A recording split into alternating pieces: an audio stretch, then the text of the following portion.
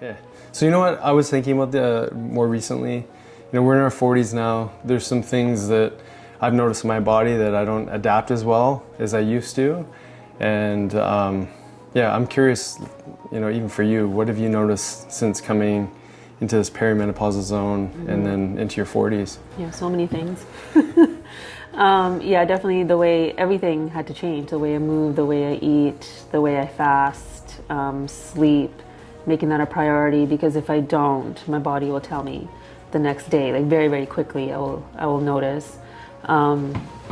Weight gain that I never felt before. So of course, after having kids, your body changes, but my body kind of went back to its other form pretty quickly. But I noticed after 40, it's like all of a sudden I had these hips that I never had before, and The hips don't lie. Hips don't lie. And I had to, just the other day, actually cleaning out the closet, I had to get rid of a lot of my clothes from before.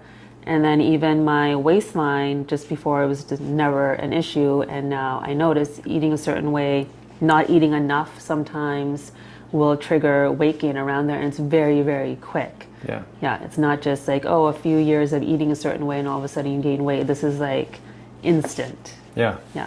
And same for me. I've definitely noticed that I've had to work harder on areas. And there's times where I've even looked in the mirror. Like I've never looked at my back before, but I looked at my back and I saw like little ridges just where the short line is. And so these conversations and more are Like really the muffin top? The muffin top, maybe just a little bit. Okay. But I've never looked at my back, right? Yeah. So these conversations and more are what we're going to dive into in this conversation about the body's changing. It's different than what it used to be. The recovery time, the process might need to look differently than it did 10, 15 years ago, right?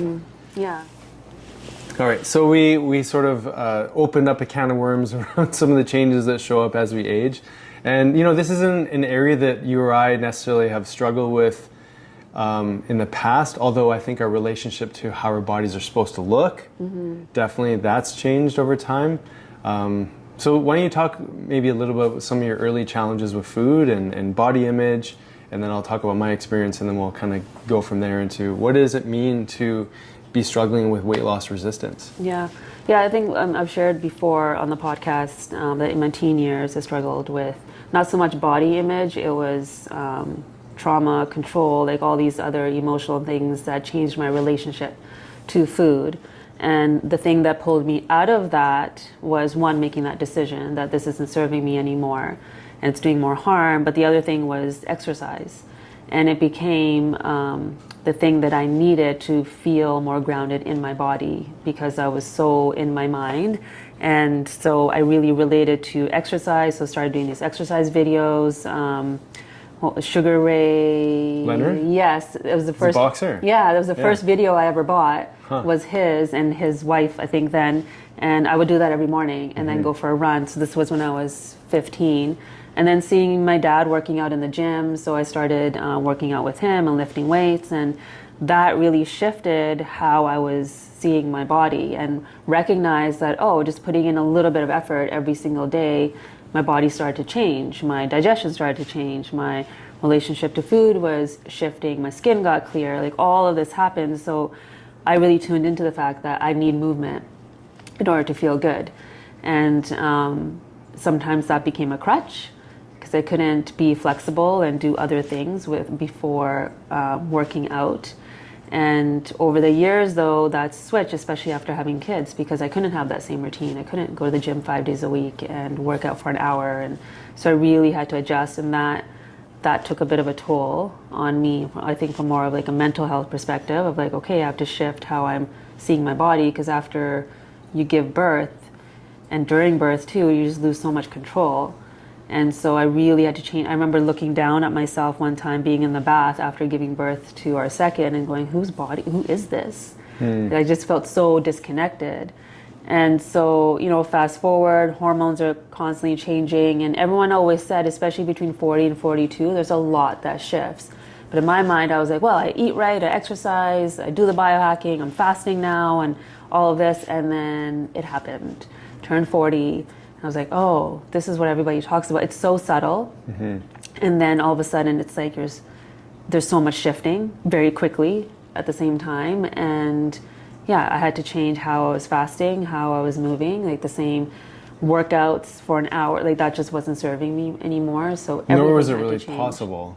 No, nor is Yeah. it possible. But also, even if it was, because in the beginning when we Yeah. first moved here, I was going to the gym and didn't serve me. I really had to change what I was doing. So you said so much. I mean, you literally fast tracked through your life story. I did from like 13 to 43. Yeah, and it's interesting because the relationship you had at 13 is sort of like juxtaposed to the opposite to where you are now, where Yeah. you were kind of wasting away, and now you feel like your body's, more adding more curves to your body than what you were used to growing up. So like, why don't we unpack that a little bit? Because even with this idea of fasting and maybe I'm not saying that you were orthorexic at the time or had this body dysmorphia situation going on, but there was definitely you gained something out of not eating, and you related to your body in a particular kind of way, and then you talked about how you transitioned that image into one of strength,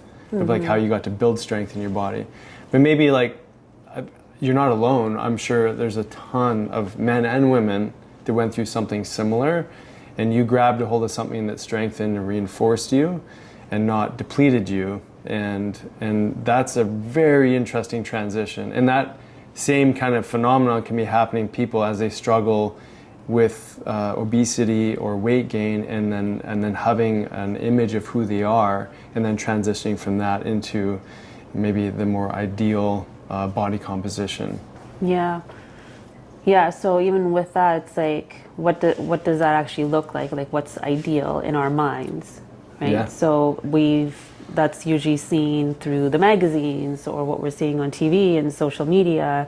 And so for somebody that young, trying to figure that out, and the thing that I want to point out that you even brought up in a subtle way is that, so there was that transition time for me into puberty, and now here's my transition time, reverse puberty. Yeah. Leaving this reproductive time. So like both are so similar in that we don't have a lot of control of what's going on, and what's changing is the hormones. Yeah. And then that really does trigger changes that we don't understand often, and so that's where the disconnect happens, and we don't know that we have to do life differently during those times. And I think that's for men and for women. Oh yeah, definitely.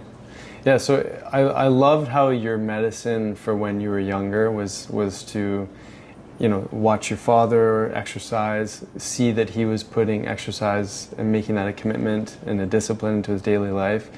You tried it on for size, and you really enjoyed it. It really fed you, and then it fed you so much that you went so hard into it, right? Talk about that too, because that's like sort of switching from one extreme to another.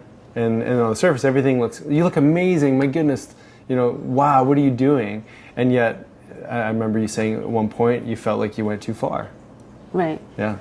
Yeah, I think we talked about this in the last episode too. It's I wouldn't say I went too far with my body, but I went too far with my mind. Yeah. I just became so rigid that every morning, so it didn't matter if I was up studying till 2 a.m, I'm getting up at 5 because that's what I need in order for my next day to be okay. So I was so stuck and reliant on it that I couldn't be flexible. And then I got forced into that flexibility after being pregnant and giving birth. And also, then we did our yoga teacher training and just understanding that you don't have to go so hard all the time to get the results. And this is something that Dr. Libby actually shared. I was going to say. Yeah, on her TED Talk. It's like she was an avid runner, but then gaining all this weight because she was under so much stress. And it wasn't until she started doing Tai Chi that the weight started to fall off. So we sometimes think, oh, here's some weight gain. So women that maybe are perimenopausal and gaining that weight around their abdominal area, maybe they're doing more HIIT workouts now or really pushing hard to lose it, but not recognizing that maybe you just need a little bit of Pilates or some Tai Chi or some stretching, and getting your body into more of a parasympathetic nervous system is what's going to allow your hormones to regulate, which will then allow the weight to do what it needs to do. Yeah. So, you said another really important thing that I think that's worth sort of diving into a little bit more, and that's that our desire to look a certain way is often just marketed to us. And so our ideal image of how we're supposed to look and the work we're supposed to do is constantly being blasted at us 24/7. And I think part of the challenge is that we're so deeply body-centric in our vision of ourselves. We don't see ourselves as more than that. We see ourselves as just sort of like this meat suit that has to look a certain way. And you and I have talked about this before too, in that we judge other people based on how healthy they are, based on how they look. And what is a solution here so that we can engage some of those deeper aspects that we learn about ourselves through yoga, breath work, or meditation, movement, or just moving a different way, like with Pilates versus like the HIIT workouts. Like, what are we wanting to really tap into when we start to relate to us as more than just a physical body? Yeah, I mean, before we go there, I think we should also clarify what you said in the beginning, which we haven't really touched on. So with women, it's pretty obvious that we talk about our weight during hormonal changes, but men don't often talk about this. So men don't often look at their back. Or No, I don't know. It's new or to maybe, me. Yeah. Maybe because when living with you, you've got that extra little mirror, like the makeup mirror, which I never had before. So I never looked at my back. Okay. Maybe there's that. Yeah. But I think there's also like the same challenges that like young women go through. And like for those of us going through perimenopause, men also have their thing too that isn't talked about a lot. Like just looking at that G.I. Joe study of like, if you look at the bodies of the little figurines or whatever. Oh yeah, they're called figurines, figures, whatever. Yeah. Superhero, whatever. They've transformed over time. They transformed over time, and then so that became like, this is how you're supposed to look in order to be healthy. And so just curious, like what your experience is even now going through, I know you don't like to label it, but there's andropause coming. I'm still in a little bit in denial about that term for me. Right. Yeah. Yeah. I mean, it's super interesting. I hadn't really thought about the G.I. Joe study, or just, thinking back to all my figurines, they all looked the same. Like the skinny arms, skinny legs, they had their gear on and what have you. I don't think I really saw muscles on an action figure till the Teenage Mutant Ninja Turtles came out. Oh. And maybe there's others, but that was definitely one. Okay, so for me growing up, I was so involved in athletics. So I was always playing basketball. So for me, I don't know if I really related to body image, other than I did want to get stronger to compete better. I know I started working out in high school, probably around grade 10. And I did enjoy the fact that I could put muscle on. I did like that my arms could get bigger, my legs could get, stronger. I could jump higher, I could run faster. A lot of my early, experience in my body really related around performance and how I could make it through a game, or, how athletic I was.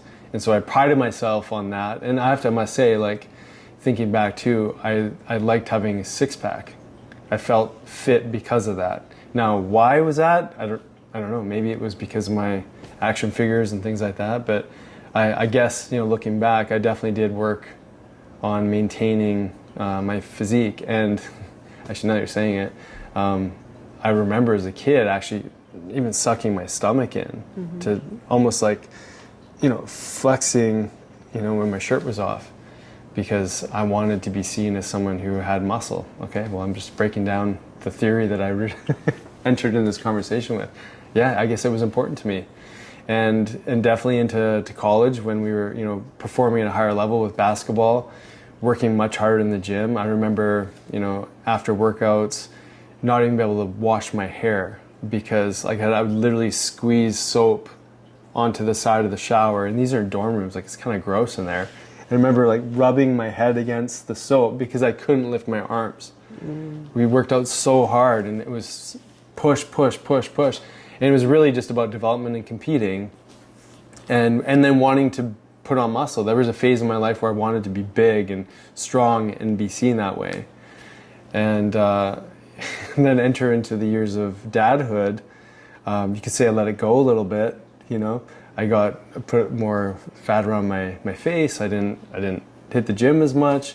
I don't know if you love me probably no matter what. You may have made a few comments here or there, nothing that was did I internalize this? I don't remember saying anything. I was going through my own stuff. Or maybe, maybe I remember there was that one conversation, like, I liked you with muscles, you said.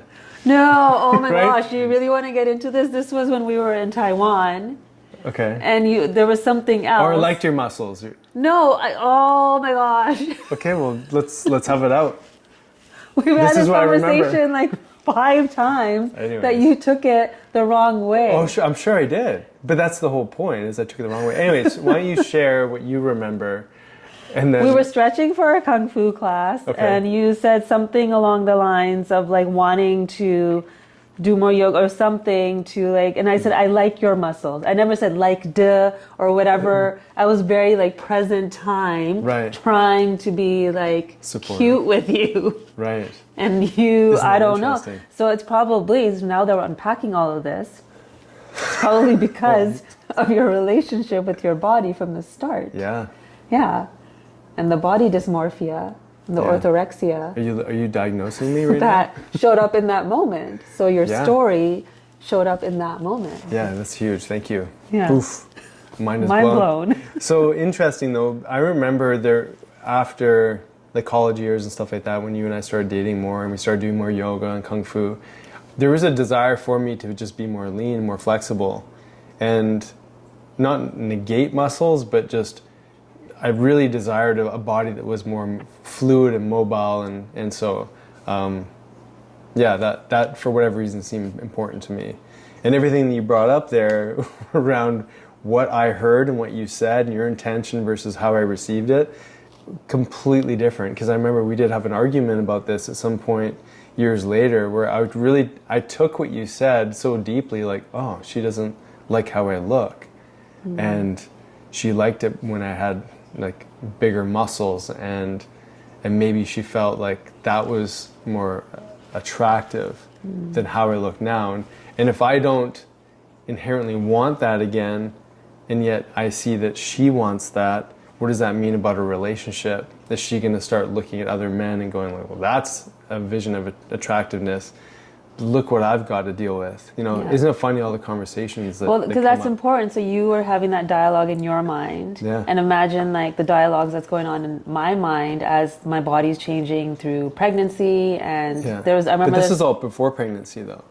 Because that was Right. yeah. Oh, right. okay. Well, no, because we got back and then we were pregnant within a year. Right. Okay. Yeah. So So it's similar timelines. okay. Thank you for. I mean, we all correcting have our. me. The thing is, we all have our story, right? I remember this one time when we were in Hawaii and hiking, and I was pregnant, and all you could see was the back of me. You were like, "Oh, there's my wife," when you couldn't see that I was like pregnant. Oh, we're bringing up like some. We are. wounds, Yeah. Which, I mean, it's fine because like I knew my body was changing at that time, and so my relationship to it had to shift. So this is why it's important. How did that feel for you? Oh, I was in my mind. I'm like, of course, you can't see my pregnant belly from the back. Okay. Like, So I don't know. you didn't take that in. No, because I knew my body was changing. So, but I just think it's an important conversation because we all have like that story going on, and now all of a sudden we're in like perimenopause, andropause. Both are going through their different challenges and changes within their body. Women are becoming, and probably men too, you can speak to this, more insulin resistant Yeah. as our estrogen is falling. So there's just more opportunity to gain weight if we're eating the same as before, if we're moving the same as before. So there's all this change that's happening in our body, and at the same time, we're having that story play out of like how we're supposed to look or how we used to look, and then we're grieving the body that we had before. And then our partners are going through the same scenario, but just in their own way. And this triggers possibly from like those initial years of when we first came into our bodies and started to recognize changes.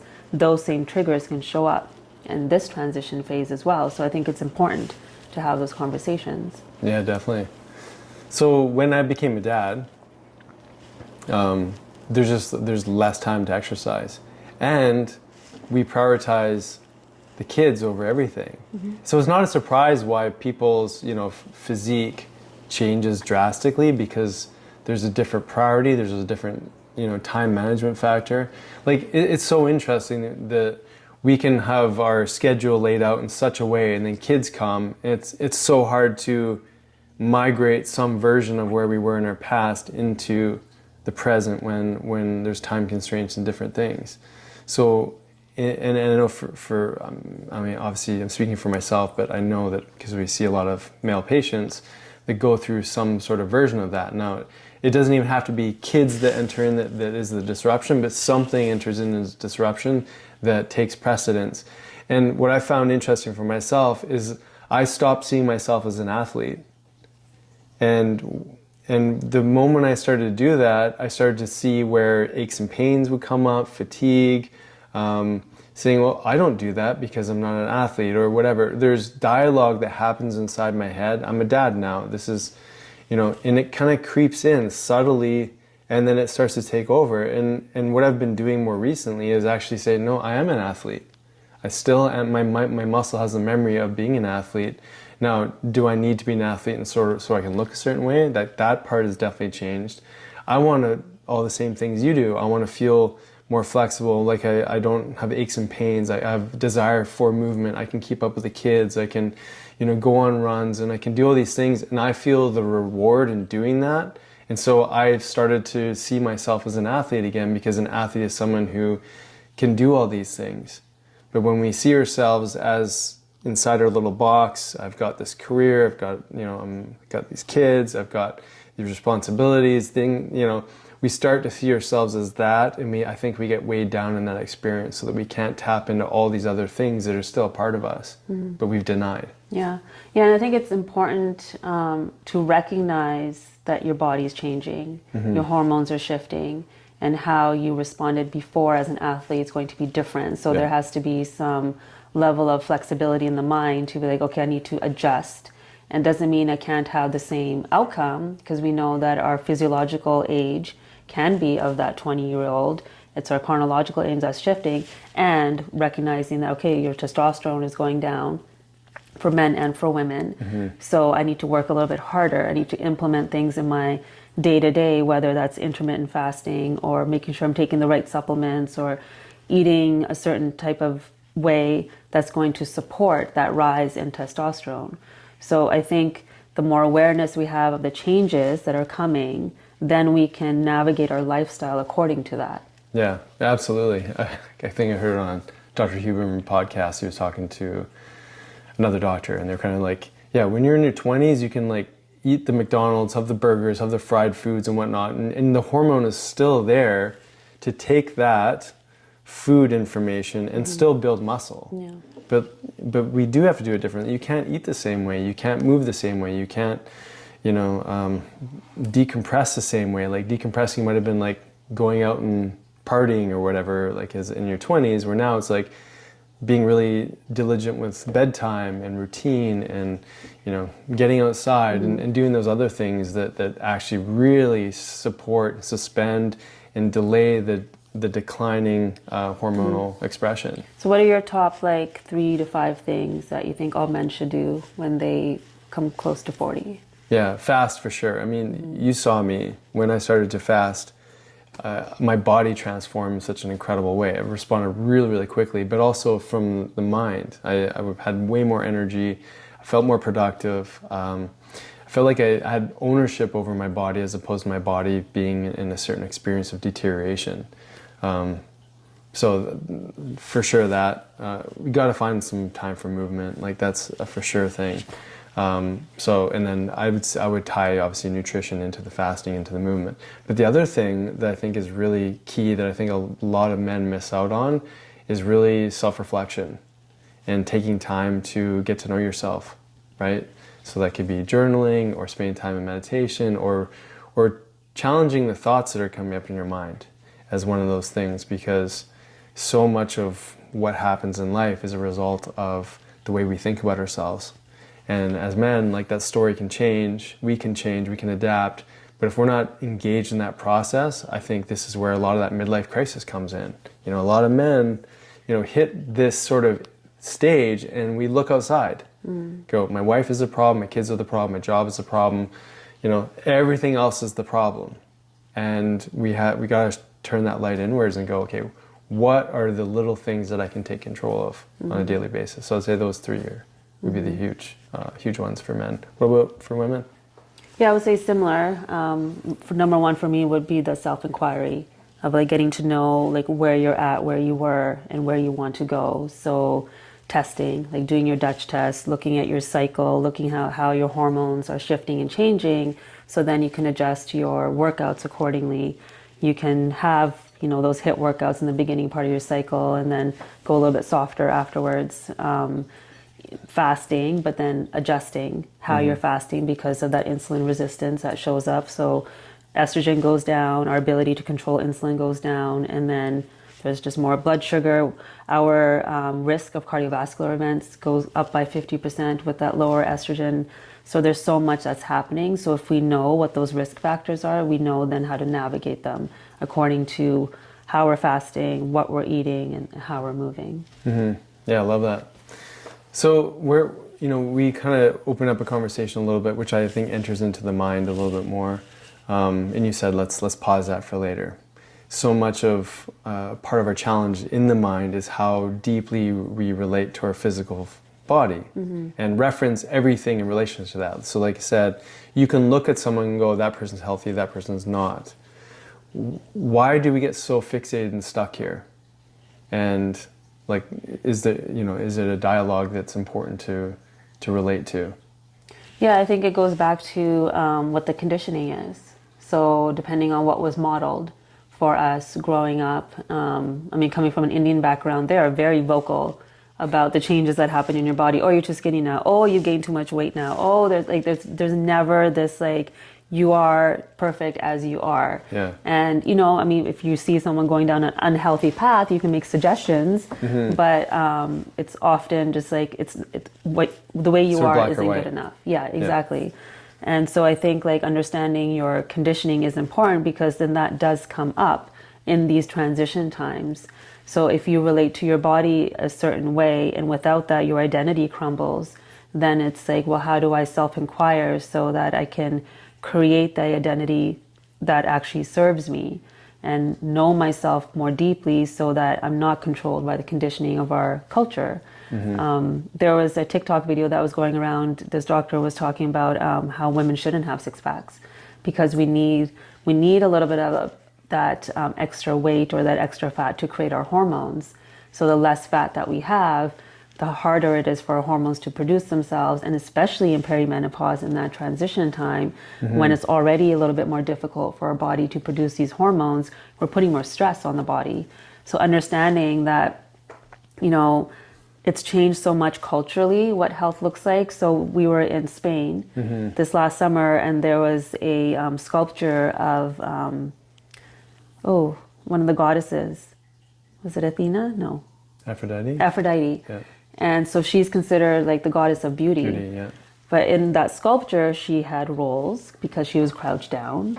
She had hips, like she had a figure, but that is not what beauty is defined as today. So I think really assessing like, how am I defining beauty? And so is that how I feel inside or is it how I look on the outside? Yeah. Because that can feel very different. For sure.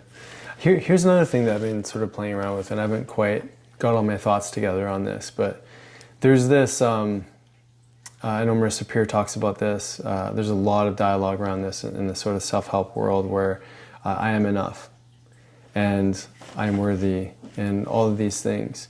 And I see that on a deep soul level, where you're a reflection, if you're religious, you're a reflection of God's image, that kind of thing. You're, a spirit having a physical experience. You are, embodiment of your consciousness, what have you. There's lots of different ways to relate to the worthiness. So I see it on like a very, transpersonal or beyond that sort of physical body kind of point of view, that we are worthy because if we really got in tune with our essence, our soul, our spirit, got to know ourselves through, looking at the thoughts that we think about ourselves, yes. And where we are today is not even close to where we could be as far as potential goes. Physically, emotionally, relationally, where we are as parents. We can always make improvements. We can always be better. And so my challenge is really around this dialogue of where we move into complacency and everything's fine, I'm worthy, I'm okay, like there's nothing I need to do, I don't need to be anyone else, which I agree with, and yet I don't want to get stuck there, because I know there's so much more available for me in my physical body, how I can move my body, the things I can learn. There's so much I have yet to discover. And I'm still worthy, and I'm still enough, and all those things. So I don't know if you have any sort of thoughts on that Yeah, dialogue. I agree with that. And I think the reason why there's so much talk around I'm enough, that's a big one that I say, is because what we see and what we're told is that there's something wrong with you always, that you need to be fixed. So I don't think we need to be fixed. I think we need to have a deeper understanding so we can reach that potential. Because if you're feeling like you have to be fixed all the time, and then the environment isn't safe to actually feel like you can make changes because of your old patterns, your beliefs, or whatever is holding you back, then you can't see your potential. So until you know that you matter and that you can have that capacity to shift things in your life, and even while you're doing that, that where you are is where you are in this present moment, but you can take steps forward to get to that state of potential.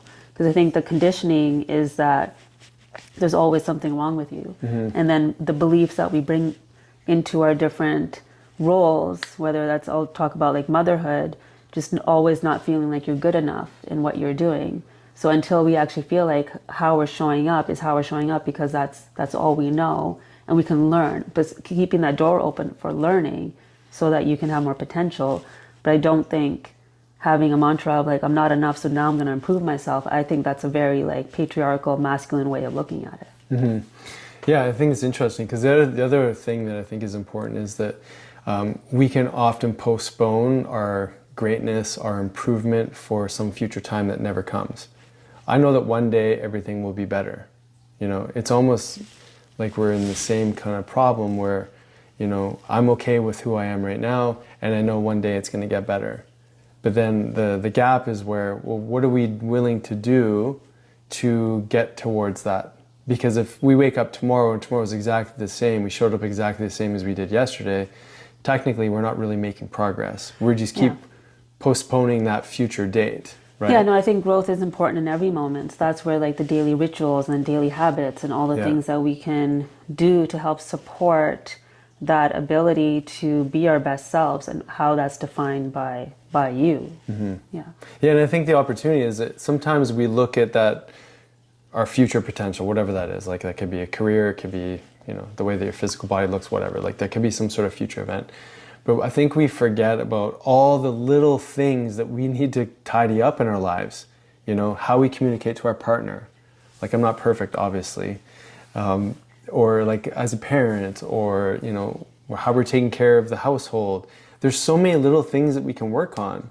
And I think when we keep putting an emphasis on I'm not enough, or I am enough, are we, okay, so let's acknowledge maybe both of those scenarios, but are we also willing to take care of the little things in life that we know are definitely not working, that can maybe not move us very obviously towards that future potential that seems like, okay, if I do this, that's going to get me there. It's not really about that, I think. I think it's really like, can I start to tidy up these little things in my life so that I can make, you know, progress with all of that together to fulfill some sort of potential. Okay, so relate that back to everything we've been talking about, like with the body image, the insulin and weight resistance, and the transition into perimenopause and menopause, or andropause. Well, I think, like, you know, this is why I want to have this conversation about just relating to ourselves as a physical body, because what we see on the surface going from like the teenage years into our 20s into our 40s is this change that's happening in the physical body, right? And that's why I want to bring in the dialogue around the mental emotional body as well, because there's so much transition, because life's circumstances, responsibility changes. And so the way that we think about ourselves now is different than the way we think about ourselves in the past. And for any of us to make significant improvements in our life, it's these little baby steps, these little things we can do on a daily basis. They're going to have a tremendous impact on how our hormones are expressing over our life. So that's how I would tie it together. Do you want to add some pieces to that? Yeah, no, I think that's important for everyone to reflect on, is like what we believe our body is supposed to be like will influence how smooth our transition is when change is happening with our hormones and perimenopause and andropause. So if we can start reflecting on that, like what are my beliefs around my body? What is it? Where am I feeling frustrated? Where am I feeling like I'm losing control? And what can I do in my like daily living to understand that more deeply so I can make the right choices moving forward? Yeah. And then another big one in conjunction with that, what am I not seeing? Like, or what have I postponed? Or what am I not wanting to look at? Right? Because I think those are all things too, you know, that if we were to pay attention to those things, those like you're really good at, you know, tapping in the shadow. If you're really good at highlighting what's not working. I think sometimes we're afraid to look at what's not working. Yeah, because maybe that like habit of eating at 9 o'clock at night isn't working, but it's become such a habit that it's hard to let that go. Or maybe the way you've been working out, it's been the thing that served you in the past, but it's hard to let it go. So just really tapping into like where am I feeling, like I was speaking to my rigidity before, like where am I feeling rigid and where can I create more room for change? Beautiful. Yeah. I think we should end it there because you're going to bring up more topics. No, I'm done. I can see you checking the time. Okay. Okay. So as you can see, there's a ton of different conversations that can come up around the changes that happen to our hormonal system over time and just the way that our physical body feels, looks, adapts, responds to life's ongoing stressors. Yeah, so it's so important to self-reflect and understand and have support in understanding what is happening, how your hormones are changing, and how your lifestyle needs to change accordingly. Yeah, so we want to invite you into our masterclass program called the Metabolic Upgrade. And this is where we're teaching people how to fast, how to get control of their metabolic function. What's a mitochondria? What does it mean to make more energy in your body, to have energy to heal? Right. And especially that insulin resistance piece that we spoke about, and we really want to tap into that and understand like what is happening with my blood sugar levels and that weight gain around the abdominal area and all those things that we feel like we can't control. Yeah, so weight loss resistance doesn't have to be your reality. It doesn't have to be anyone's reality. When we start to really understand our hormonal system, what our body needs to do in order to metabolically become more flexible, this is a huge part of this journey. Yeah, so join us.